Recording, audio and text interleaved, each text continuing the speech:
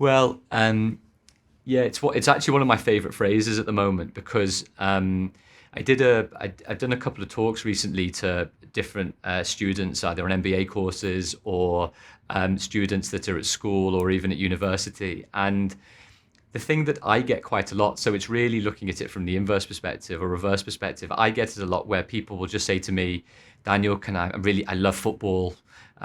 Please give me some work experience. And the truth is that that's pretty difficult for me to actually do. Not only because obviously I'm really busy with all the stuff that I've got going on in work and family and life and doing this book as well as other things, is it means I have to say no, probably because it's just difficult for me to do. I can't have people in the office because there's loads of confidential information. Even if I did, I'd have to go through HR. Even if I did that, I'd have to spend a lot of time with the person, which I really enjoy doing as well, in truth.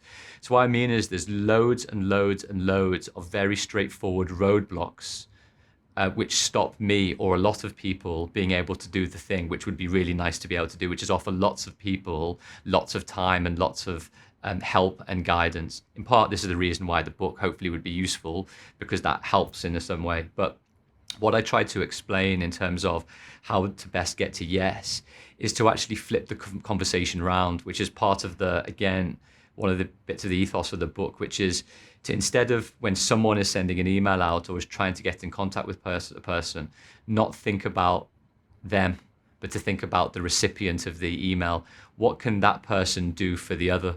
And that's, in a way, when I say how best to get to yes, I think what a lot of people need to consider is what are the needs of the person that is going to receive the communication. If it's an email, if it's an Instagram message, if it's DM, if it's, whatever it is, a letter or otherwise, is to think what would be useful for that person so that all that person needs to do is say yes, to type the 3 letters, yes.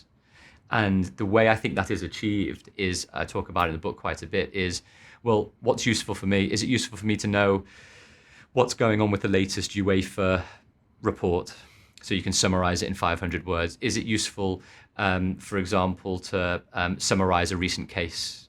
Is it useful to explain what's going on in women's football right now with the latest broadcasting deal?